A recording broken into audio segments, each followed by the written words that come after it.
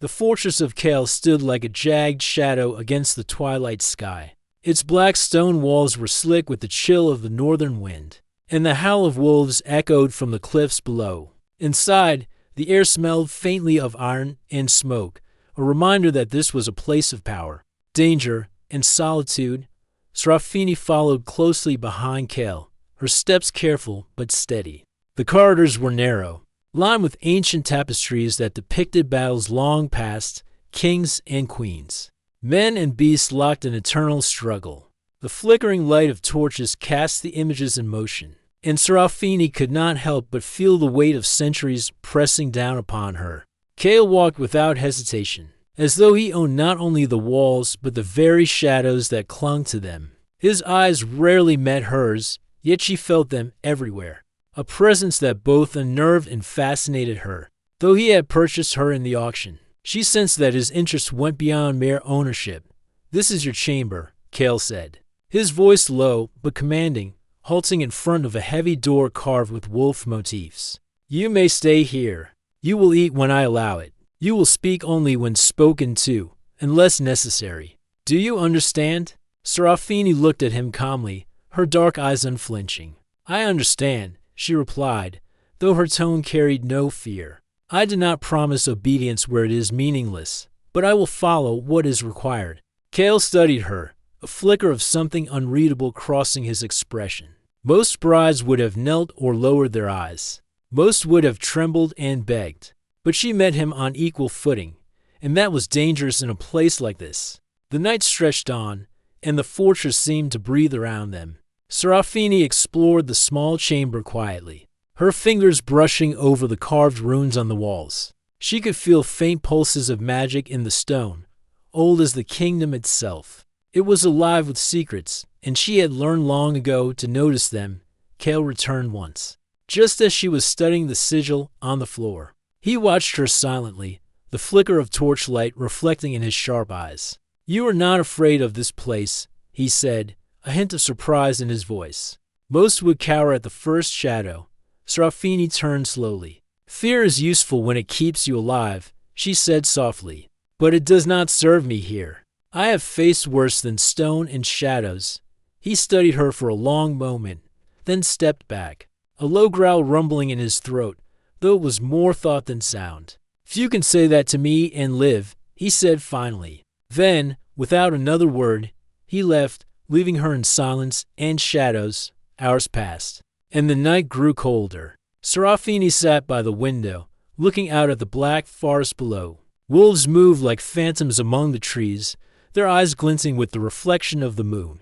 She could sense them, and she could sense something else, an undercurrent of dark magic, restless and watchful, like the heartbeat of the fortress itself. Her thoughts were interrupted by a sudden commotion in the courtyard. She leaned closer to the window and saw shadows moving with unnatural speed. Dark creatures, twisted by curse and malice, were attempting to infiltrate the fortress. The guards clashed with them, swords and claws cutting through the night. Kale appeared beside her as if from the shadows themselves, his presence sudden and overwhelming. He was a storm contained in a man, fierce, controlled, and terrifying. He gestured to her. "Stay here," he commanded, though his eyes betrayed something else, a flash of doubt, of concern. Serafini, however, did not retreat. She felt the pulse of power in her veins, the legacy of her own cursed bloodline awakening. The creatures would find her no easy prey. She stepped forward, her hands glowing faintly with a silver light, a magic that was her own yet strangely tied to Kel's power. The battle was swift and brutal. Kale moved with lethal precision, his wolves at his side, tearing through the attackers with strength and speed that was almost unreal. Serafini, standing beside him, directed flashes of light, disrupting the dark creatures and forcing them back. For the first time, Kale did not look at her as a possession, but as an ally, a partner in battle. When the last creature fell, the courtyard was silent except for the wind and the distant howl of wolves. Kale turned to her, his expression unreadable. "You are unlike any human I have ever met," he said quietly. "You are dangerous, and yet I am drawn to you." Serafini met his gaze steadily. "I am not yours to fear or claim," she said. "I am only myself, but if the night requires it, I will stand with you." A strange tension filled the air between them. It was not just power, but something older, deeper, as if the universe itself had conspired to bring them together. Kale realized, with a cold shock, that the mark on her wrist, the faint sigil of prophecy, was not merely a symbol. It was a key, one that could unlock powers and fates he had long believed lost.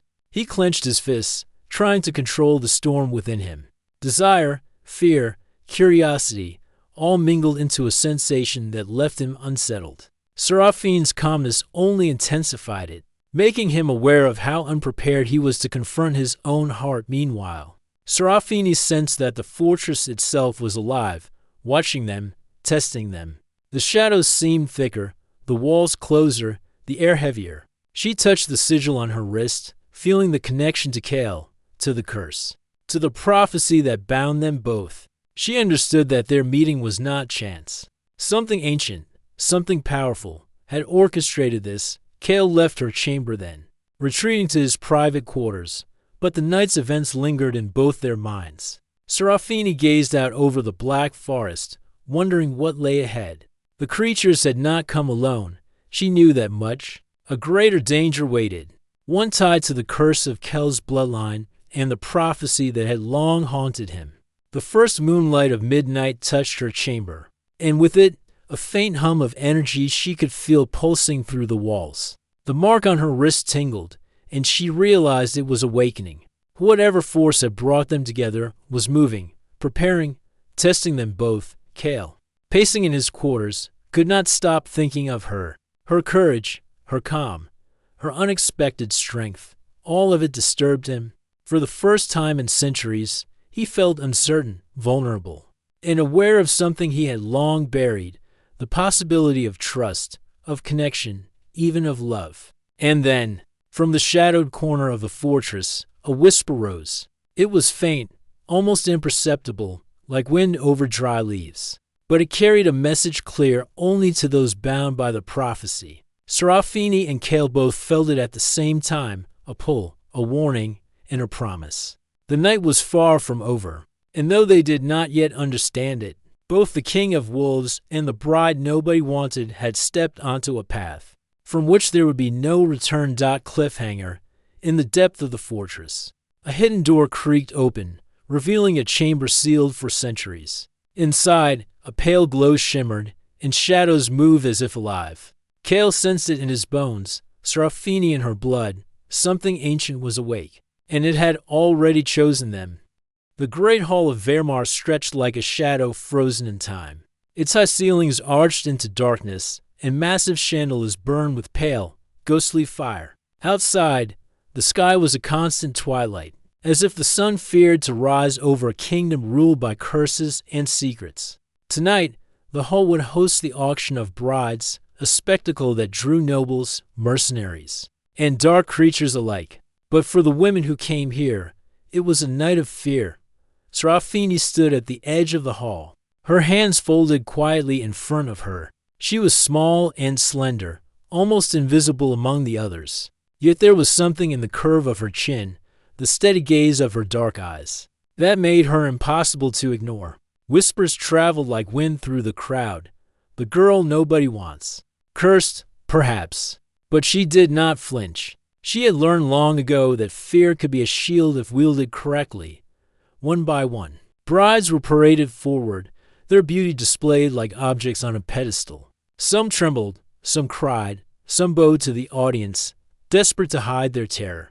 But Seraphine remained still, her calmness standing in contrast to the chaos around her. And when she lifted her eyes, scanning the shadows of the hall, she met something she had not expected, the gaze of the Lycan king himself. Kale, ruler of the cursed northern lands, entered with the weight of the moon's power in every step. His presence was commanding, terrifying, yet magnetic. Wolves followed him as he walked, their glowing eyes reflecting the strange, muted light of the chandeliers. His hair was dark as midnight, streaked with silver where age and battle had touched him. Every motion held a predator's grace. Every glance carried judgment and power. He was the kind of man people whispered about in fear and awe.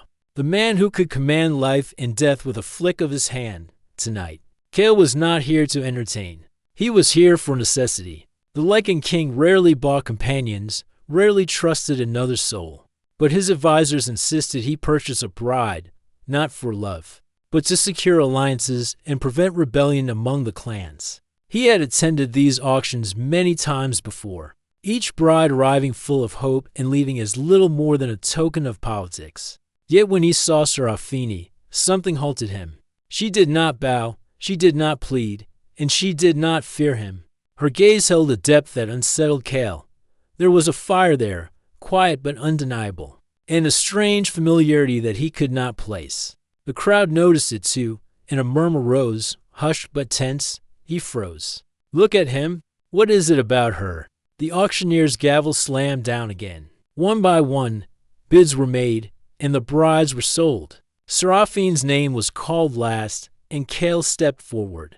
He placed the highest bid without hesitation, surprising even the court. Some whispered of madness, others of fate. Seraphine's lips curved slightly, a ghost of a smile, as if she had known all along that this moment would come. As the hall emptied, Cale escorted Serafini to the dark corridors of his fortress. The stone walls were cold, and shadows seemed to move along with them. Wolves padded silently beside the king, and Seraphine's senses were alert, noting every detail, the way the light barely touched the carved runes on the walls, the faint hum of old magic that lingered in the air, the smell of iron and night. You will live here, Cale said, his voice low, carrying authority and something else, curiosity, perhaps unease. Follow my rules, and you will not be harmed. Serafini inclined her head. I follow only what I must. Fear does not guide me. Her words hung in the air, firm and unyielding. Cale's gaze lingered on her longer than he intended. Most brides would have cowered or whispered their obedience, yet she met him as an equal, and that both angered and fascinated him. Night fell fully as Serafini was shown to her chambers. They were sparse, the furniture carved from black oak and stone. A single window looked out over the cliffside, where the moon cast silver light over the dark forest below. Serafini approached it and looked out, the wind brushing her hair back from her face. She could feel the power of the land, the restless spirits, the wild beasts, and the curse that clung to Cale like a second skin. It was dangerous, yes, but also the only place where she could hide and prepare. Cale lingered at the door. You are unlike the others, he said quietly. There is something about you. Serafini turned to face him fully. And you are unlike the others, she replied. Strong, feared, but lonely. Does the king of wolves ever sleep without knowing what hunts him in the night? Cale's expression hardened, and yet a shadow of vulnerability crossed his features. Most people would have fled at his question, but she met him steadily. That defiance, that courage, stirred something he had long buried. Later, as Cale returned to his private chambers, he found himself unable to stop thinking of her. The memory of her eyes, the calmness in her voice, the way she moved through the shadows without fear, it haunted him. For centuries, he had never encountered a human who matched the ferocity of a wolf in their own way. But a question nagged at him. Why did he feel this pull, this recognition? His hand brushed over the mark on her wrist as he remembered it from the auction. It was faint, almost hidden beneath her sleeve, a sigil that matched an ancient Lycan prophecy. The mark glimmered faintly in the moonlight, as if acknowledging his gaze. His heart, a thing he rarely allowed to beat outside duty, clenched. Serafini, meanwhile, settled on the window ledge, tracing the sigil on her own wrist. She knew the moment of destiny had arrived, though she did not yet understand the shape it would take. The Lycan king was a storm, a force she could not fight or flee from, yet the whisper of recognition in his gaze told her that their fates were entwined. Outside, the fortress moaned under the wind. Shadows shifted and stretched, as though alive, watching the two new rivals in their delicate, dangerous dance. And in the distance, a lone wolf howled, the sound echoing like a warning or perhaps a promise. In the silent darkness, Cale stood before his window, looking at Seraphine's chamber above. He did not move, unable to take his eyes off her. Something deep inside him stirred, a memory or a premonition he could not name. The blood of the cursed, the weight of centuries, and the howl of the wild all seemed to converge in that one moment, and Serafini, alone in her chamber, felt the same pull, a silent understanding that the night had not just begun, it had begun for them both. Cliffhanger, as the moon reached its zenith. A shadow detached itself from the corner of Seraphine's room. It moved unnaturally, with intent, and paused at her window. Both Serafini and Kale, unaware of the other's gaze, felt it, the first hint that the curse, the prophecy, and the dangerous bond between them had already begun. The night hung heavy over the fortress of Vermar, a blanket of deep indigo pierced only by the pale glow of the moon. Serafini paced her chamber quietly, her fingers brushing against the carved runes in the stone. The faint pulse of the sigil on her wrist had grown stronger since last night, throbbing with a rhythm that felt alive. She could sense it pulling her toward Kale, toward the destiny that neither of them yet fully understood. Outside, the wind whispered against the high walls, carrying faint echoes of the forest below. Wolves prowled the shadows, their eyes glinting in the silver light. Kale, restless, moved through the corridors silently, as though he were part of the darkness itself. He had spent hours staring at the walls of his chamber, thinking of Serafini, thinking of the strange pull he felt toward her. He stopped outside her door, listening. She had not called for him, had not invited him, yet something inside him demanded that he see her, understand her. He knocked lightly, then entered without waiting for an answer. Serafini looked up from the window, her calm gaze meeting his. "You are awake," Kale said, his voice low, carrying both command and curiosity. "And yet, I sense you are not resting. I do not sleep easily where the future is uncertain," she replied softly, "nor where shadows linger in corners." Her eyes flicked to the moonlight spilling across the floor. Then back to him. "Do you know why you brought me here, truly?" Kale's jaw tightened. "I was told to buy a bride, to secure the alliance. That is what I did." His voice wavered slightly, betraying the uncertainty he rarely allowed anyone to see. "But there is more, something I cannot name, something in you that I recognize." Seraphine's lips curved faintly, a ghost of a smile. "Recognition is a dangerous thing in a place like this. It can be a gift, or a trap." She rose and stepped closer, the glow of the moonlight making her hair shimmer like black silk. "Yet you hesitate. You see in me what you fear, or what you hope." Kale's hand clenched at his side. "I fear nothing," he said firmly, though the truth echoed differently in his chest. "And yet, I cannot ignore it. Whatever power drew me to you, it is older than this fortress, older than my bloodline. It stirs something in me that I thought long buried." Serafini studied him quietly. "And that stirring, do you trust it, or fight it?" He did not answer immediately. Instead, he turned and walked to the window, staring out over the forest below. The trees swayed in the wind, shadows dancing across the snow-covered ground. "I have lived centuries in control, in command," he said finally. "I have never let another touch the part of me that is vulnerable. But you unsettle me." For a long moment, silence settled between them, heavy but not uncomfortable. The night seemed to hold its breath, waiting for the next movement. Then Serafini spoke, her voice calm but firm. "Vulnerability is not weakness, Kale. Even a king must feel it, or the darkness will consume him entirely." Kale's eyes flicked toward her, sharp and intense. "You speak as though you know me." "I know the shadows of the world," she replied softly. "And I know the weight of loneliness." She hesitated, then added quietly, "I have carried it myself, for longer than I care to remember." The words struck him. He had never shared such thoughts with anyone, never allowed another to glimpse the frost and fire within him. And yet, with Serafini, it felt natural, necessary, almost inevitable. Before he could respond, a sudden commotion echoed from the courtyard. Shadows moved unnaturally, flitting between the torchlight. Dark creatures, twisted by malice, had returned, drawn, it seemed, by the power that Serafini carried. Kale's instincts kicked in immediately. He moved toward the door, but Serafini stepped in front of him, her eyes glowing faintly. Let me fight, she said. I can help. Kel's brow furrowed. You are not yet fully aware of your power. It is dangerous, and yet you bought me, she said quietly, almost teasing, yet serious. You recognized it, or perhaps you feared it. Either way, I must face this as I am.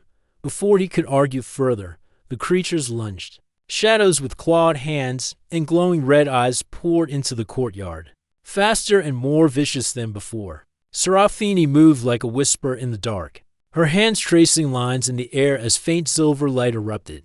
Striking the creatures with precision, Kale joined her, a storm of motion and fury. His wolves leapt from the walls, teeth and claws tearing into the shadows. Together, they fought, instinct and power flowing between them in a rhythm older than either had known. Each movement of Seraphine's reflected Kel's own, fast, precise, unstoppable. When the last creature fell, silence returned, broken only by the wind and the distant howl of wolves. Both of them were breathing hard, eyes locked. Kale saw not a bride, not a human beneath his control, but an equal, a warrior, a partner. And something more dangerous still, someone who could match him in strength and cunning. You are extraordinary, Kale said finally, his voice a mixture of awe and disbelief. I have fought monsters for centuries, yet you. His words trailed off, unspoken thoughts lingering in the air. Serafini looked at him steadily. Extraordinary, perhaps, but I am not yours to command or protect. I choose to stand beside you, because I see in you what few do. A man trapped between power and loneliness. A soul seeking what it fears to name. Kel's hands clenched at his sides. The words stirred something within him that he had long denied, the possibility that he could feel, truly feel, for another. And the thought both thrilled and terrified him. Hours passed, and the fortress returned to its uneasy quiet. Yet neither Kale nor Serafini slept. Each was haunted by the battle, by the creatures, and by the strange pull that had drawn them together. Each could feel it in the blood, and the magic, and the shadows of the ancient stone.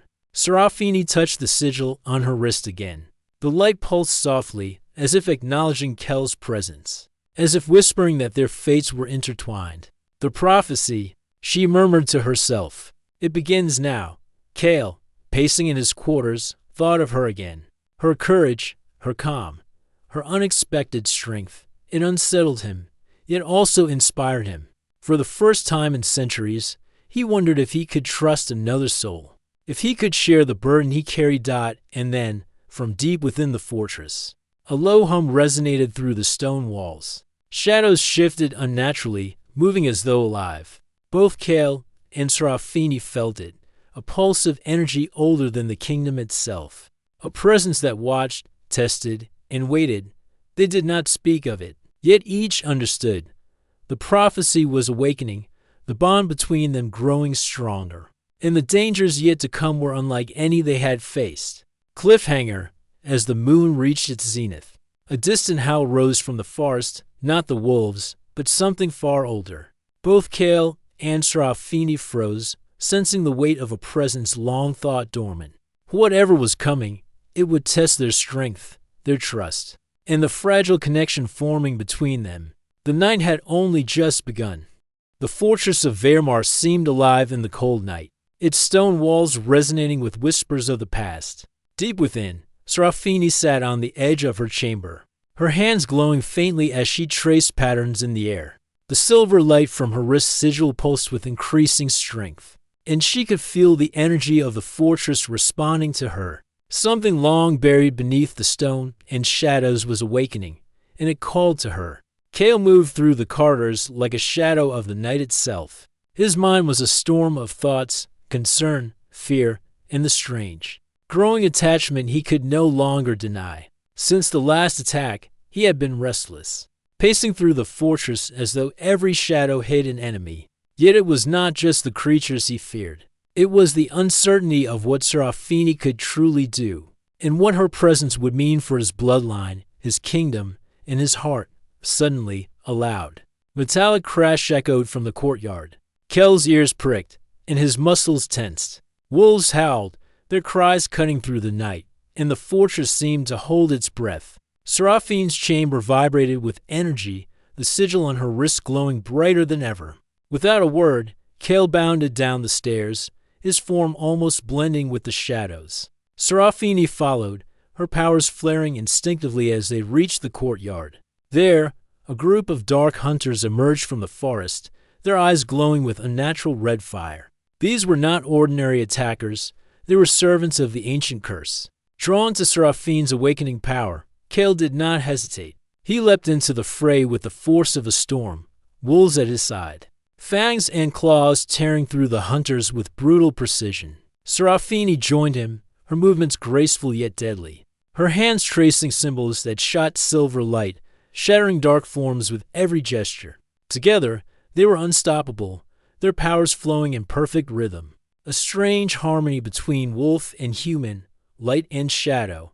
The battle raged, and Cale felt something stirring deep within him. He had faced countless enemies, yet fighting alongside Serafine was different. Her courage, her calm, her unexpected strength, it stirred a long-dormant part of his soul, a part that could feel trust, fear, and longing all at once. He realized that she was no ordinary human. She was tied to him, to his lineage, and to the prophecy that had haunted his family for centuries. When the last hunter fell, the courtyard was silent except for the wind and the distant howl of wolves. Cale turned to Serafine, his chest heaving. Her dark hair was illuminated by the pale moonlight, her eyes glowing faintly, and she stood with the same calm defiance that had drawn him to her. "You are stronger than I imagined," Cale said quietly, awe and concern mixed in his voice. "I underestimated you." Seraphine's lips curved faintly. "And you underestimated the weight of the forces that brought us together," she replied. This was only the beginning. The prophecy does not unfold in simple steps. Cale's eyes narrowed. Then we must prepare. Whatever comes next will test us, both of us, later, in the solitude of his private chamber. Cale confronted the truth he had long avoided. The prophecy spoke of two souls, one of wolf, one of human, bound by destiny to confront the curse that plagued his bloodline. And now, standing in the glow of the moonlight, he realized that he could not face it alone. Serafine was the other half of that fate, the key to breaking the centuries-long darkness. Meanwhile, Serafine meditated in her chamber, reaching deeper into the source of her power. She could feel the fortress itself responding, as if it recognized her as more than a visitor. Spirits of the ancient bloodline whispered to her, revealing fragments of truths long hidden, the curse that had bound Cale's ancestors, the darkness that had twisted the hunters, and the role she was destined to play. Her heart raced as she realized the depth of their connection. The prophecy did not merely speak of power or battle. It spoke of trust, of unity, of redemption. She understood now that Cale was not just her protector or master. He was the other half of a bond that could reshape the kingdom or destroy it entirely. As the night deepened, a storm rose over the forest. Lightning split the sky, illuminating the fortress in stark flashes. Serafine felt the pulse of her magic surge, stronger and more focused than ever. She stepped to the window and looked out, sensing a presence approaching. Not the hunters, not wolves, but something far older, far darker. Cale joined her, standing close enough that she could feel the warmth of his body. "Do you feel it?" he asked, his voice low. Serafine nodded. "The prophecy stirs. The ancient forces awaken. They are testing us, or perhaps guiding us." Cale's jaw tightened. "Whatever it is, it will not destroy us. Not if we stand together." Their hands brushed, a spark of energy passing between them. For the first time, Cale did not feel the chill of isolation. He felt a connection, fragile, powerful, and undeniable. Serafine looked at him, understanding the depth of his unspoken words. They did not need to speak. In the quiet storm, they shared an unspoken promise to face what was coming, side by side. Suddenly, the fortress shuddered. Stone cracked, and a deep, resonant hum filled the air. Shadows moved unnaturally along the walls, coalescing into forms that shimmered and shifted. Cale growled low in his throat, sensing the presence of an ancient spirit, one that had been sealed for centuries, and now stirred with intent. Seraphine's eyes glowed brighter as she raised her hands. "It is testing us," she whispered. "It knows we are coming." Kale nodded. "Then we will not fail." The shadows solidified, forming a massive figure, taller than any human. Cloaked in darkness, with eyes that glimmered like molten silver. Its presence was suffocating, a force of power older than the fortress itself. It spoke without words, its voice echoing in their minds rather than their ears. The bond awakens. Only together can you break the chains of darkness. Fail, and the curse will consume all. Kale stepped forward instinctively, his form tense. Wolf and human instincts merging. Serafini joined him, feeling the surge of her own power respond to his. The connection between them deepened, the pulse of their magic intertwining. They were no longer two individuals. They were a single force, bound by destiny. Ready to confront the ancient darkness. The figure's presence pressed closer, testing their resolve. Kale and Serafini stood firm, their hands brushing once again. Their shared breath steady despite the storm of energy around them. The prophecy was no longer a distant warning. It was alive, immediate, and dangerous. Cliffhanger, the ancient spirit raised one hand, and the fortress shook violently. Shadows surged toward them, threatening to engulf everything. Kale turned to Serafini, eyes blazing with determination and fear. "We face this together," he said, and she nodded. In that moment, they understood. The true battle was only beginning, and the fate of the kingdom rested in their united strength. The fortress of Wehrmacht trembled as if it had awakened from a centuries-long slumber. Shadows shifted unnaturally, writhing along the walls like living things. The pale moonlight poured through the high windows, illuminating the grand hall where Kale and Serafini now stood, side by side. The ancient spirit, a figure of darkness taller than any human, its eyes silver like molten metal, hovered above the shattered stone floor. Its presence pressed upon them, heavy and suffocating, as though it could crush the very life from their bones. It was the final test of the prophecy, a trial that would decide the fate of the kingdom and their bond. Kale's jaw tightened. His hands flexed, claws brushing against the stone. A low growl vibrating in his chest. Wolves padded silently around him, their eyes glowing with anticipation. Beside him, Serafini stood tall, her hands glowing with silver light, her pulse in rhythm with the fortress itself. They were not afraid, or at least, they refused to show it. The spirit's voice echoed in their minds, deep and resonant. The bond awakens. Only unity can break the chains. Fail, and darkness reigns forever. Serafini turned to Kale. "We are stronger together," she said calmly. "Trust in this, trust in us." Kale's eyes softened, just for a moment, before the storm returned. "Together," he said, his voice low and fierce, "no matter what comes." Then, without warning, the spirit surged downward, shadows lashing out like serpents. Kale and Serafini moved as one. Kale's form blurred with wolf-like speed, tearing through the dark tendrils that lashed toward them. Seraphine's hands traced intricate patterns in the air, silver light exploding from her fingertips, cutting through the shadows and illuminating the hall. Every movement was synchronized, instinctive, their energies merging into a force older than the fortress itself. Kale felt Seraphine's power resonate with his own, as if their very hearts were beating in unison. The bond between them, forged through fear, courage, and destiny, blazed brighter than the moonlight above. The spirit recoiled, its massive form undulating with rage and fear. "You defy the chains. You dare unite." It roared silently into their minds. Shadows surged faster, darker, more violent. But Kale and Serafini did not falter. "You cannot control what was never yours to bind," Kale shouted, his voice carrying over the chaos. With a powerful leap, he struck the spirit's shadow form, sending ripples of energy through the hall.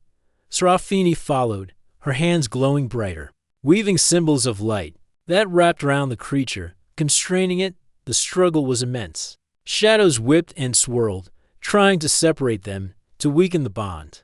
Yet every time they faltered, they leaned on each other, drawing strength from the connection neither had expected, but both had longed for. Kale realized something he had never allowed himself to feel. He did not want to face the darkness alone. nor live without Serafini beside him. Serafini's eyes met his, and in that glance, words were unnecessary. She placed her hand on his chest, feeling the steady beat of his heart, the pulse of his power. "We are stronger than this," she whispered. "Together, we can end it." Kale nodded. He extended his hand, wolf and human power combining into a surge of force. Serafini joined him, their combined energy forming a radiant wave that stretched across the hall, engulfing the spirit in blinding silver light. The shadows screamed, twisting and writhing, before shattering like glass under the weight of their unity. The hall fell silent. Moonlight streamed through the shattered windows, casting silver rays across the stone floor. The ancient spirit had vanished, leaving only the faint shimmer of energy that slowly dissolved into the walls. The fortress seemed to sigh, releasing centuries of tension, its shadows retreating into stillness. Kale dropped to one knee, exhausted but unbroken. Serafini approached him, her hand still glowing faintly from the battle. "We did it," she said softly. "The chains are broken." Kale looked up at her, the weight of his centuries pressing against him, yet a strange light burning in his eyes. "We did it together," he corrected. "I never thought I would find someone who could stand with me like this, who could see me, not just my power or my curse." Serafini reached down, helping him to his feet. Their hands met, fingers intertwining, and in that touch, a warmth spread through both of them, stronger than any magic. It was not merely the power of the fortress, nor the pulse of the prophecy. It was the bond between their hearts, forged in shadow, battle, and understanding. For a long moment, they stood in silence, breathing in the quiet after the storm. Kel's wolves padded around them, eyes glowing with calm loyalty.